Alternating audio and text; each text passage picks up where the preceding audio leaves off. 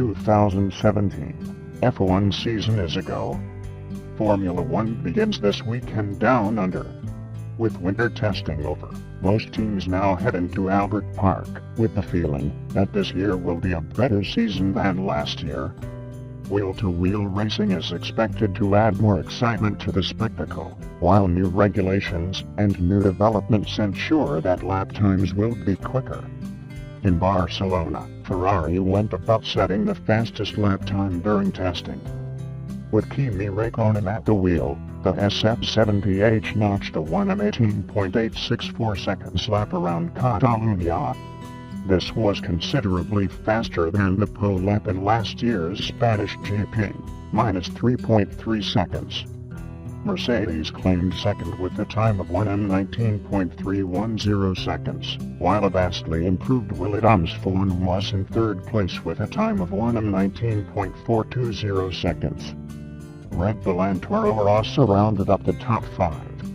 In the reliability area, Mercedes-AMG F1 was the top dog, with Ferrari hot on its tail, but it was Williams F1 that surprised everyone by besting Red Bull and the rest of the grid. Mercedes ran 1,096 laps in 8 days of testing.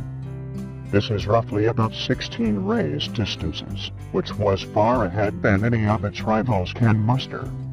Ferrari ran 956 laps. Williams F1 had 800 laps under its belt, and Sauber and Force India churned out 788 and 785 laps respectively.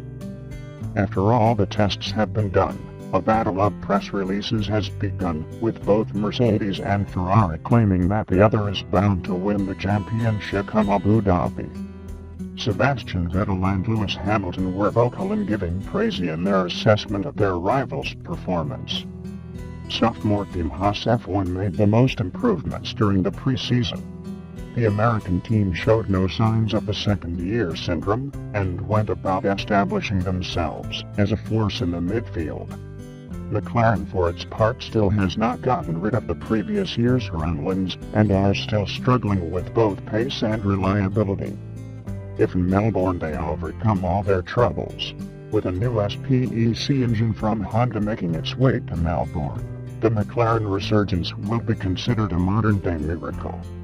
Smart money is still on Mercedes and Hamilton walking away with the doll, with Ferrari very close behind. But whoever takes the title, one thing is sure, the 2017 Formula One season has all the makings of an epic year. Daniel Ricciardo as home title hopes spin out. Daniel Ricciardo will start 10th on the grid after he skidded at turn 14, ended up in the gravel, and hit a barrier before his car was towed from the track. Daniel Ricciardo was left apologizing to the Red Bull garage after his hopes of becoming the Australian Grand Prix's first home winner spun out during qualifying on Saturday. The affable 27-year-old will start 10th on the grid after he skidded at turn 14, ended up in the gravel, and hit a barrier before his car was towed from the track. Mercedes' Lewis Hamilton took pole ahead of Ferrari's second-placed Sebastian Vettel. Australia has waited in vain for a local champion, but it would require a good dose of luck and something truly special from Ricciardo for the drought to end on Sunday. That was a tough one today. I don't crash into the barriers often, and the last place I want to do that is at home, he said. But I feel I crashed for the right reason, as I was basically pushing and trying to find the limit, and these things happen. So let's say I'm not disappointed by the approach. It was just more of a frustrating outcome, starting 10th instead of being under the top 5. I feel for the mechanics, because they've had a long week, and now they've got a long night ahead of them. Ricciardo's teenage teammate Max Verstappen qualified 5th, but was scarcely more pleased with his fastest lap more than a second slower than pole sitter Hamilton's. Neither of the Red Bull drivers were enamored with the performance of their cars during Friday practice, and Verstappen complained his was still far from optimal after qualifying. It's been a bit of a tough weekend in general. I haven't done as much running as I would have liked, he said. The car is better balanced now, but it is clear to see we still have to gain a bit. It's not just in power, we built a car that is efficient on the straights, but it means we lose a bit of grip in cornering. I am not disappointed, as I think this is about where we expected to be at race 1. Tomorrow it is important for me to have a quick and clean start, and let the guys in front battle it out. F1, what Daniel Ricciardo will need to fall his way to win the Australian Grand Prix. Daniel Ricciardo already has the Hollywood script written.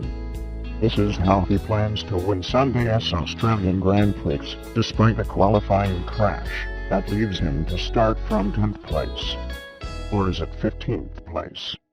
As the sun set on Albert Park, Ricciardo was still unsure if his Red Bull would need a gearbox change after a Saturday afternoon shunt, something which would attract a further 5-place grid penalty. If so, it would only add to the fairy tale scenario he spun to the press on the eve of the race. I am hoping for a lot to fall my way tomorrow, he said with his trademark smile. One of those things would be an extremely well-timed safety car, a late ceasefire in hostilities that would give Ricciardo time to pull the ace from his sleeve. I didn't use 2 sets of ultra-soft tires in Q2, which means I've got a new set for the race, he said. The grippiest of Pirelli's available tire compounds for the race would be the perfect type to finish the race so long as they didn't have to do a long stint. A late race safety car would eliminate the time deficit to the cars ahead while allowing Ricciardo to arm himself with a major tire advantage. Then, it is time for the Honey Badger to engage. A safety car with about 15 laps to go would be the dream scenario, he said. I'd put ultra softs on, by that stage we might be up to, like, 8th. I'd come from 8th through to 3rd. And then the first 2 guys get disqualified. Sadly for Ricciardo, the script is more palatable than the reality that the Red Bull simply doesn't have the pace of the leading Mercedes and Ferraris. The hope of a dream start to the season turned into a nightmare on Saturday, when his car suddenly pitched into a spin. Even after looking at the data, Ricciardo was at a loss to explain what had happened. No excuse, but nothing really stood out, he said. I didn't get a puncture or anything strange like that. I just lost the rear. I didn't get the impression it was going to go, and then it was like, oh yeah, it is going. I tried to catch it, but it was too late. I had a quick look at the replay and the data I was pushing, but I didn't enter the corner any quicker than my Q2 lap. I was pushing, but I wasn't overdriving to the extent where I felt I influenced it. Fuming Alonso will not accept McLaren failure. Fernando Alonso said, "We will not be 13th all season, or I will not be after a poor showing in qualifying at Albert Park." A disgruntled Fernando Alonso warned he will not accept more failure from McLaren this season, and said he expects a big reaction from his team after he could only qualify in 13th at the Australian Grand Prix. The two-time world champion said he was expecting a difficult weekend in Melbourne, after a troubled pre-season in which he encountered problems with the MCL32's Honda engine. There was more torment for Alonso at Albert Park on Saturday, where he was well off the pace as Lewis Hamilton took pole for Mercedes. Alonso pulled no punches with his verdict on the Woking-based team's predicament, and thinks he will struggle to finish the opening race of the season on Sunday. "I expect a big change in the team, a big reaction," the Spaniard said. "We will not be 13th all season, or I will not be." He added, "I think we came here with no clear picture of where we were, and the worst-case scenario was that we were very uncompetitive, and reliability was a big issue in testing. More or less we've run all the sessions trouble-free. Now in qualifying we are 13th. It's positive in the bad prognosis that we had, but it's definitely not enough. We don't come here just to finish 13th. 13th is not our aim or our target. It's nothing to celebrate. Finishing the race is going to be tough. And, if we do finish it, to end up in a decent position we'll need help from the weather, and for other cars to encounter trouble. Fernando Alonso criticizes McLaren as 13th place in qualifying is not enough for the two-time world champion. The Spaniard has called on his team to improve quickly ahead of the first Grand Prix of the season after qualifying more than 3 seconds off the pace in Melbourne. Fernando Alonso has criticized McLaren on the eve of the first Grand Prix of the season, fueling further speculation that all is not well between the team and the two-time world champion. Alonso has been linked with the McLaren exit at the end of the season, with a possible Mercedes seat opening up as Valtteri Bottas is only tied down for 1 year. The 35-year-old has cut a disgruntled figure in preseason testing, with the team suffering from repeated reliability failures, and despite an improved showing to qualify 13th for Sunday's Australian Grand Prix, Alonso called on the team to make a quick improvement. I expect a big change in the team, a big reaction, Alonso said after qualifying. We will not be 13th all season, or I will not be. He added, it's not enough. We are McLaren Honda. If we are not in the top 5 on the podium, the rest is losing time. McLaren have concerns over the Honda power unit and its ability to challenge at the front of the field, given there has been little improvement during its 2-year partnership with the British team. It has led to suggestions that the Woking-based outfit are considering a switch back to Mercedes engines in the future, but Honda F1 boss Yasuki Hasegawa stressed that they are looking to add improvements as quickly as possible.